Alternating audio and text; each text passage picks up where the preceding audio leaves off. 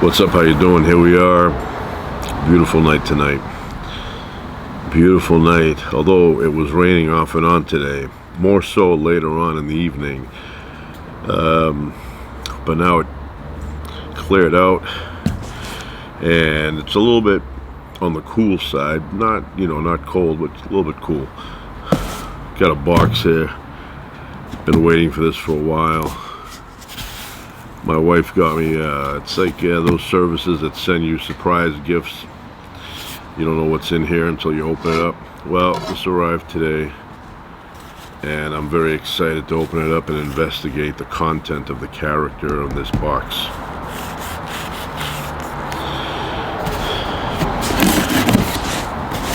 Let's see what's going on. I hope it's something interesting for me.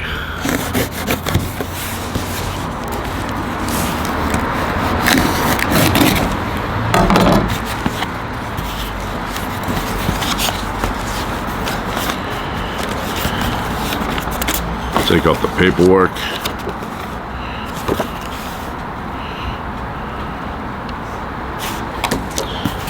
I see some personal products here. See what they are here. Glove in a bottle.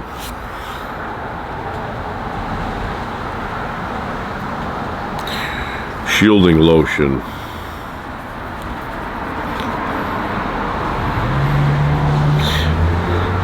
I don't want to open it yet, but it's some kind of shielding lotion. I guess you put this on if you want to avoid, I don't know, germs.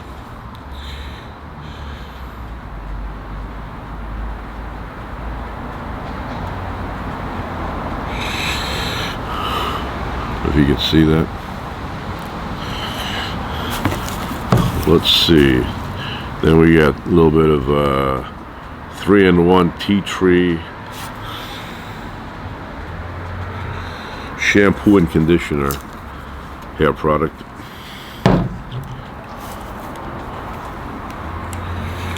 Rhino.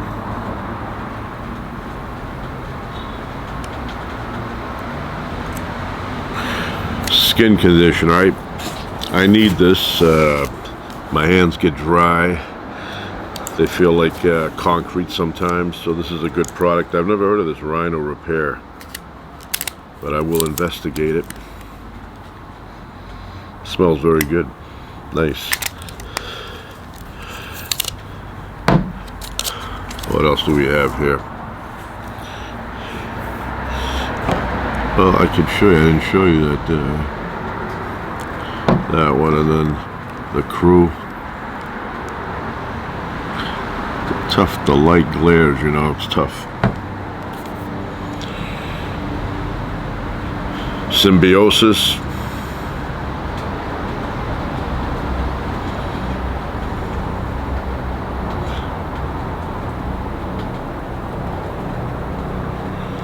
This is for puffiness and dark circles around the eyes here. I get that.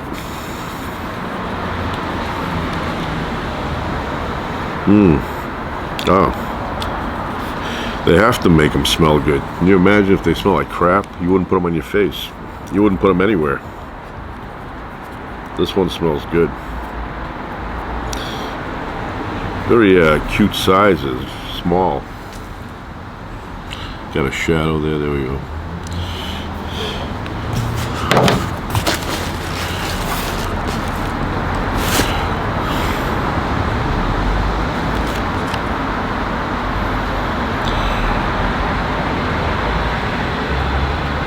I guess I get to redeem a full shirt. Redeem the Ultimate Athletic Tee. It's a $68 value. Look at that. When I get that, I'm a big t-shirt guy. What is this? Is this the shirt? I don't know what this is.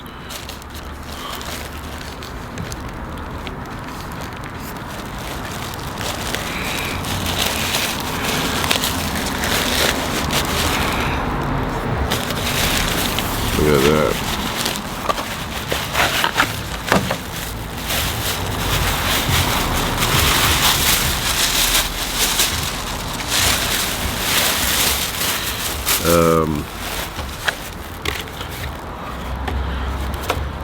It's a quick dry towel. Quick dry towel. Highly absorbent. You know, when you... So, I'm going to tell you, when you...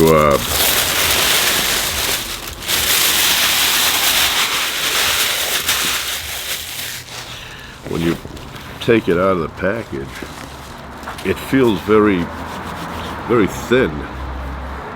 You know, you're thinking, how could this be highly absorbent? But I guess it is. It's I thought it was a checkered flag for the race to begin.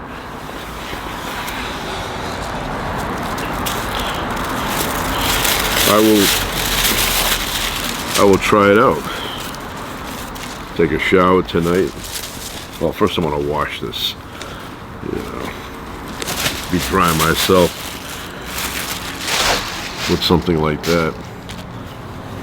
But it feels nice. Nice to the touch. What else do we have here? Exfoliating washcloth. Wash your face with this and then tear out the dead skin cells with this cloth. Very thin looking. I will try it, shave up and try it out. $200 off. The Factor, what is this? Factor, $200 off at Factor75.com. I guess what is it, like a meal place? We'll try that out. And that's it. It's like a gift, you know. It comes in the mail, it's secretive. You have no idea what's in here. I look forward to that. So I'm going to try this. This is good to have in the car. You go somewhere. And then this one. So when I would shave in my younger days, I would use Noxzema shaving cream. And I've noticed now you can't find Noxzema shaving cream. If you go online, you can find it. It used to say medicated Noxzema shaving cream. It had the red one and there was a white one. My father used to use the white one. I remember as a kid, my father would be shaving and I'd be, you know, watching, you know, and he had hot water coming out, and then he'd put his blade, and he used that. What's the name of that blade there? I haven't used it, but it used to open up at the top like this, like a spaceship, and the blade was inside, and underneath you would spin it. One blade went in there. Well, he would use those when I was a kid, and he'd put that stuff on Noxzema. Had that. It's like a smell that I've smelled in other places too. I don't know what it's called, but anyway. Eucalyptus, I don't know. And he would shave with that, then he would rinse it under the hot water. And then when I went to my uncle's house, he was shaving one day and I was watching him shave, and he was using cold water. And I said to him, you don't use hot?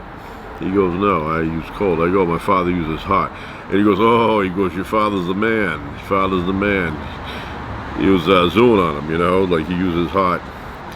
And then years later, I was shaving again in front of another relative from my mother's side, and he said, "Oh, you don't use cold water?" I go, "No, I use hot." He's like, "Oh," he made like a face. I was like, "I didn't know I had to use hot. I mean, cold. I use hot because it rinses the, you know, the debris off of the blade a lot quicker." But on my mother's side, they use cold. At least the two that talked to me. They did, I don't know. I was thinking, am I doing this wrong? So, but yeah, I used to use that Noxzema shaving cream, but now you cannot find it. You go to CVS, they don't have it. They have other brands. You go to Target, everything's locked up. Need a key to get in there. Like, when did it become such a big theft object? You know, people stealing shaving cream and antiperspirants and deodorants. I don't know. So anyway, we have some products that I will try maybe tonight. This one, this Rhino Repair, decent smell.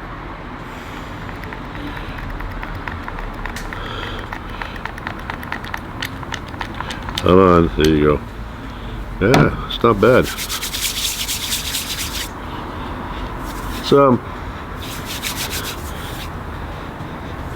It's kind of like a, I don't know, weird lemony.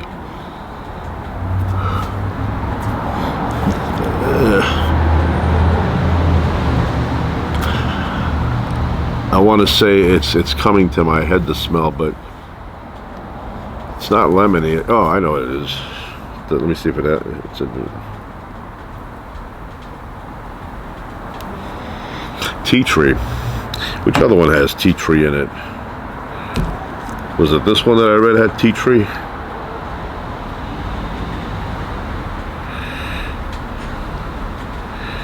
I think so. Yeah, I read tea tree on one of these products, but I don't see it now. Was it this one?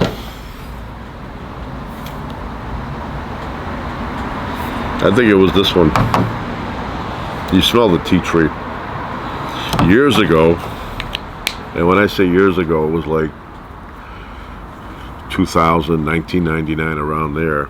I never heard of this tea tree stuff, and it's not the best smelling stuff, you know, but they had mouthwash, 100%. It said 100% tea tree oil. So I go, I think I want to try that. So I took it home, gargled with it, and it was very, very heavy, very heavy. And one day I was helping my father do something, and I had gargled with the tea tree, and my father thought I'd taken a shot of something. I go, no, I don't do that, right? You know, I mean, if I'm going to sit down and have a meal, but I don't get up in the morning and take a shot, you know. So I go, no. And then I go, I think you're smelling something called tea tree, and he was like, gave me a look like I don't even know what that is. So later on, when we got back home, I had the bottle of the tea tree, and I opened it up. I go, is that what it smelled like? And he goes, yeah, that's it. He goes, what is that? I go, it's tea tree. Never heard of that? And he said, no. And I said, neither have I, up until a week ago. Anyway, I'm not a big user of tea tree stuff. I know it's good for, like, if you have, I don't know, some kind of an infection, topical, or maybe if your feet stink. Anything like that, it'll kill naturally, like it's a natural product off of a tree, I guess. And it kills pathogens. You know, I've always, I'm going to talk about garlic for a second here, but, you know, people would always say, oh, garlic, it's a great antibiotic type thing, antimicrobial, antiviral, you know, anti-everything, anti-communism.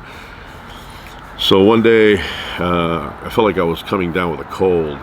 You know, the early stages, you could feel it, and you're annoyed because now you have to go through like 12 days of feeling a little bit off.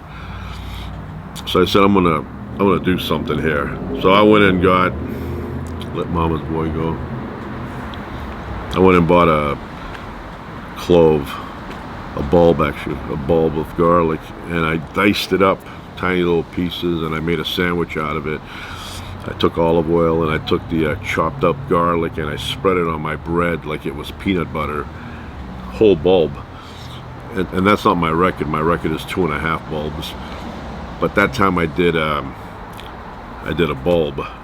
And I said, well, if they say garlic does all these things, you know, with the antiviral, antibacterial stuff, then definitely this amount should knock out the cold. And I sat there and I ate it slowly. When it would hit my stomach, you could feel it. I wanted to get back out. And I went to sleep, got up the next day feeling even worse because the virus was making itself multiply, you know, throughout my body. And I said, you know what? If that much garlic doesn't do anything, and I got the cold at the beginning stages, then why do they keep promoting this thing as, oh, if you got a cold, you know, eat some garlic? It doesn't do a damn thing. So I did that, And then another time I did the exact same thing, only I had a little bit more than a bulb. And I actually went and bought tablets with high amounts of Allison. Is that what it's called? Allison.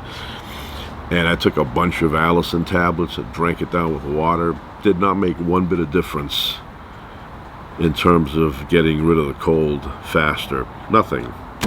So I don't know what it's killing, but and I had to work that day. That day I ate that bulb. So I ate it at night, and I had to be at work the next day. And I said, well, there's plenty of hours. And then I got to work, and one of the women there, she goes, who here, because I was in the same room, who here is humming like garlic? And I said in my head, I go, that can't be anybody else but me. Who else? And I said, that's me. And she's like, yeah, why you be humming like garlic that much? And I said, I made a garlic sandwich. And I guess she picked up on a hint. I don't know, I didn't give her a hint. But the next day, she came in with a hot plate and a pan, and she gave it to me for a gift. I think she said to herself, this guy's starving. He's eating bread and garlic. So she gave me a pan. I'll never forget her. Very nice woman. One of the nicest people I met in my life. I don't know where she is now, but yeah. So, and I have a little bit more to say about her. So she brought me a pan and a hot plate so I could have something to cook on.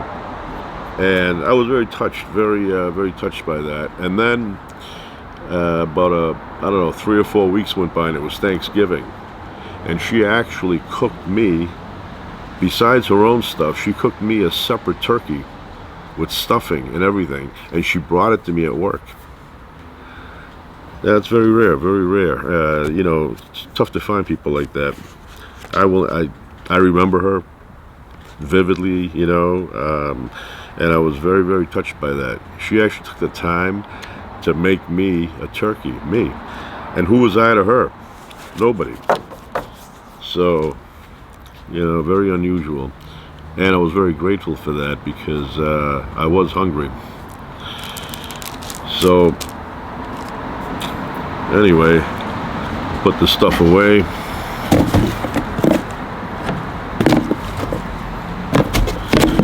Go upstairs, take a nice hot shower.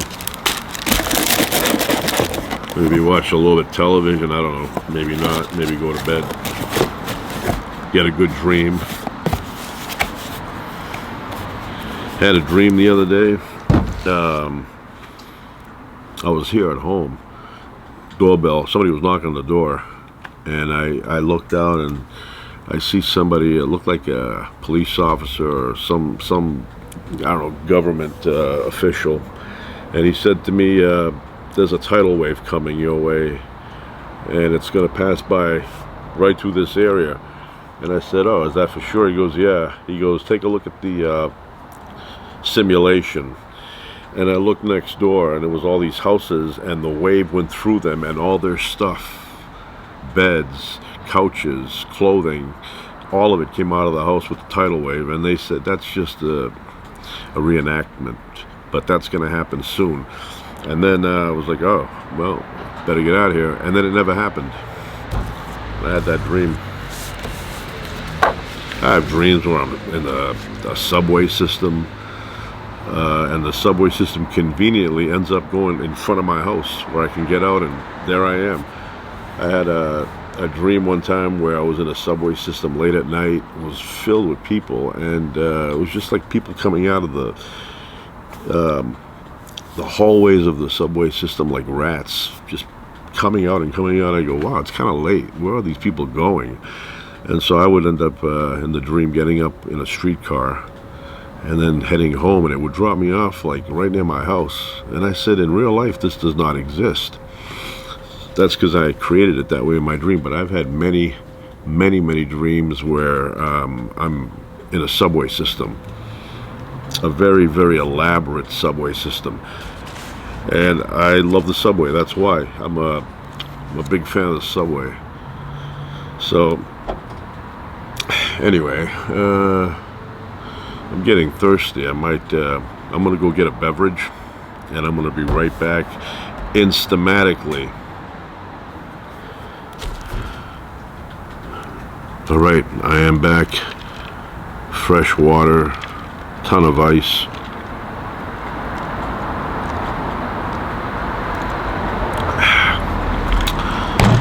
Nothing beats cold water when you're thirsty.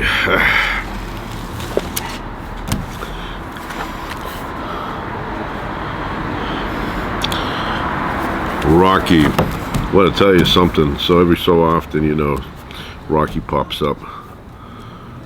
45 years of Rocky Balboa, underdog, fighter, champion. Sylvester Stallone's enduring masterpiece. The scenes, the characters, the music, Creed, The Spirit Lives On. Wow. I was reading the other day that they were working on the early stages of Creed 4 to be released spring 2027. As they say now, who knows?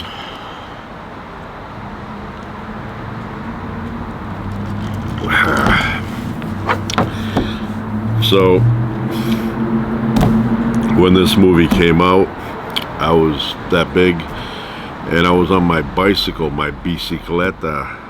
I was on my bicycle, had a red bike, and I was riding on the street, and it was a murky day out. It was a little bit drizzly and all, cloudy and everything, and just one of those days. And I was driving right past a drive-in theater, and Rocky was playing. Red letters that said Rocky. And I don't know, back then I thought Rocky was the bad guy. I thought he was a villain in them. I didn't even know what it was, but I remember it was very popular. They were advertising it all the time. And I thought Rocky was a bad guy. I didn't see it until, you know, years later on television, so I had no idea what it was. But good movie. Rocky 1, Rocky 2, Rocky 3. Rocky 4, you know, you get a little bit ridiculous there, but entertaining. Rocky 5, I didn't like it. Rocky 5 was like watching Star Wars.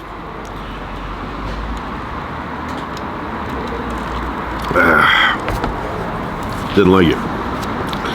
First of all, the acting was horrible. I don't know what happened to Stallone in those years, but he was doing this, you know, overacting thing with these stupid expressions. Did not like the acting. I don't know, it's like almost like he devolved. Instead of getting better, he became like an overactor. It was awful. The whole movie, though, the acting was awful. Tommy Gunn, yeah. Awful acting. So, as a kid watching this movie, he looked to me like heavyweight. You know, I said he's a heavyweight. You're a little kid, you look at him, he looks like a heavyweight. But now when I look at it, he looks like barely a middleweight. You know, thin guy. I mean, look at that. Adrian's bigger than him. You know what I'm talking about?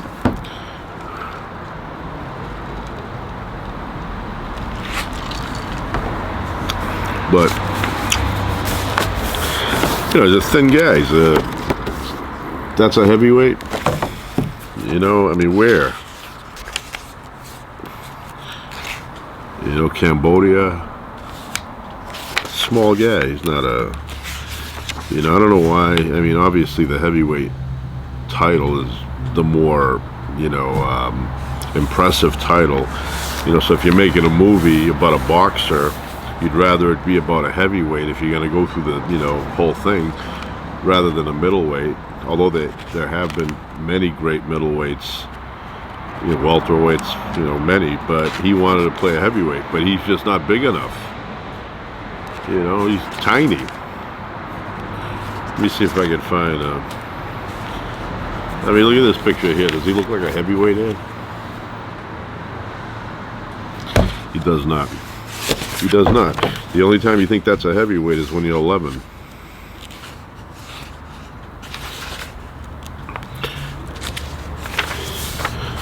You know, like sometimes he's way shorter than Carl Weathers, and sometimes they're about the same height.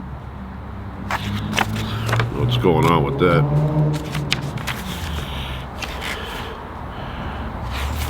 And then this picture is like, I don't even, the blood doesn't even make sense. Look at the blood on him down here. How would you bleed like that? I mean, it's like finger painting on his belly. You know, you see when you see heavyweights, but when you see heavyweights, legitimate heavyweights in boxing, standing next to Sylvester Stallone, Stallone looks like a little miniature doll that they can put in their pocket. You know, there's a picture of Stallone and Chuck Wepner, and Chuck Wepner looks like he's King Kong next to Stallone.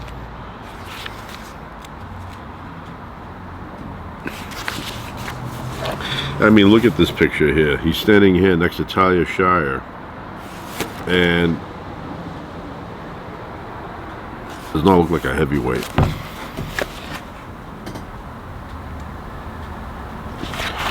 You know, yeah, he's taller than her, but he's probably like, I don't know, 30 pounds heavier.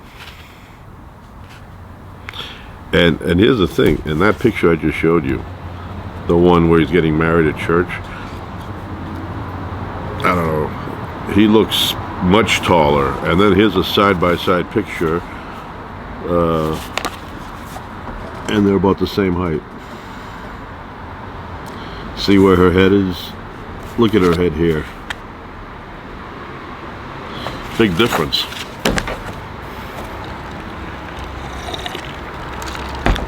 Here, in this picture, she's like right up to here to him. And in this picture in church, she's like right here to him. What's going on with the, I don't know.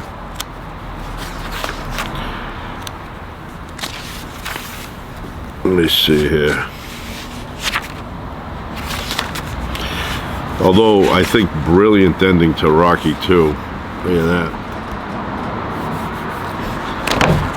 They both fall down. And Rocky gets up half a second before Creed gets up and wins the championship. Great ending. And then, of course, he does his Yo Adrian, I Did It.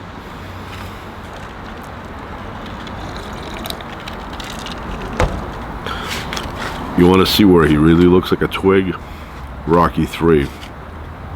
And when I saw this, I thought he was a heavyweight and he was big and he was muscular, but he was tiny. Tiny. I mean, look at this picture here. It's almost like he's one-sided.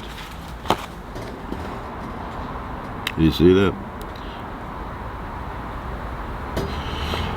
Now, I don't care that he's light. I'm just saying that he doesn't fit the body shape of a heavyweight. He looks like right here, he looks like a welterweight.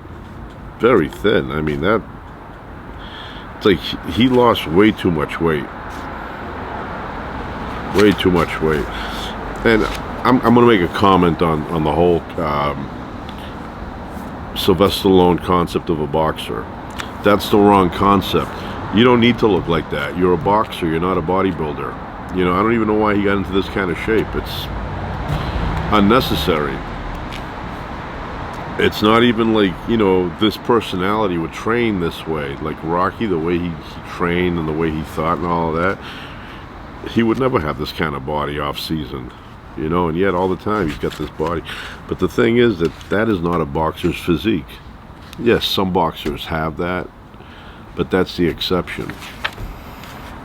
You know, you don't have to look like that as a boxer. Just, you know, if you went in there, you know, trim, not, you know, big belly and, you know, trying to fight like Butterbean, he would look fine. You don't have to go in there looking like 2% body fat with muscles all over the place. No, you don't have to do that.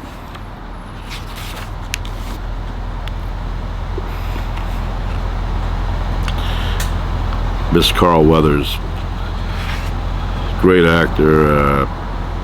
Like, he was just perfect for the role of Apollo Creed.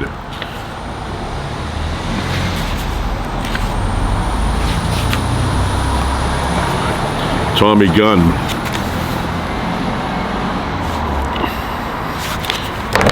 horrible actor, great boxer. You know, had a few years of good boxing success. Then it went downhill.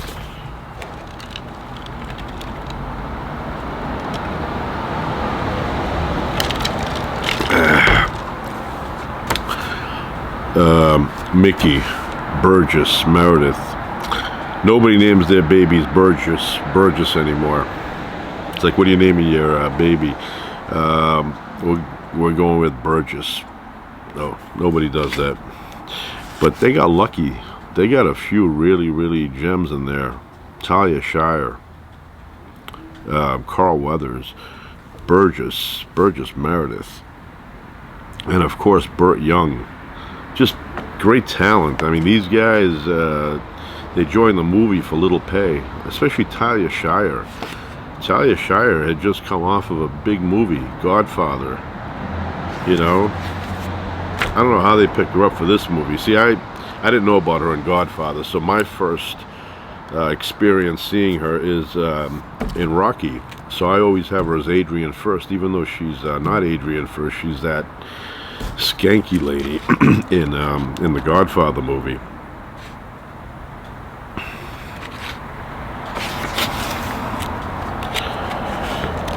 Burt Young, great actor, great character, Paulie.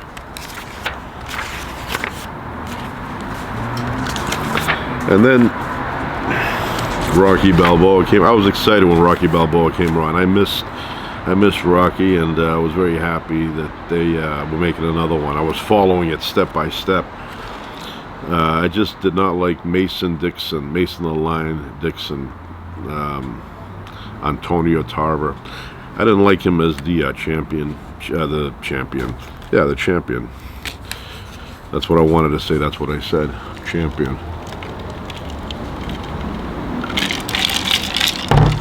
I don't know. It just, I found him to be the weakest out of all of them. Mason Dixon. Ooh, what a clever name. And then Felicia Rashad. I do not like at all. I don't like her. They could have had better choices. Jane Kennedy, much better choice. Jane Kennedy could have been Mrs. Apollo Creed. I know the original actress, which I liked, that played what was her name? Anyway, Carl Weathers' actress wife there. Can't think of her name now. It's a snappy name, but I liked her. But Felicia Rashad, I do not like. Did not like her. What else we have here?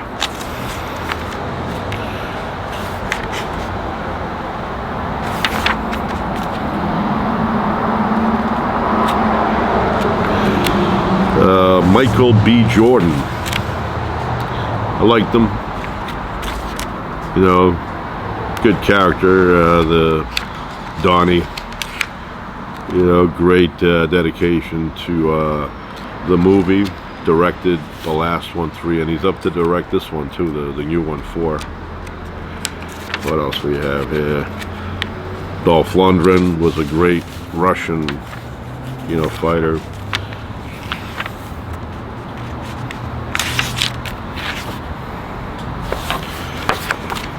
That's it. Getting late now. I think I'm gonna go take a nice hot shower, go to bed, get up tomorrow, repeat.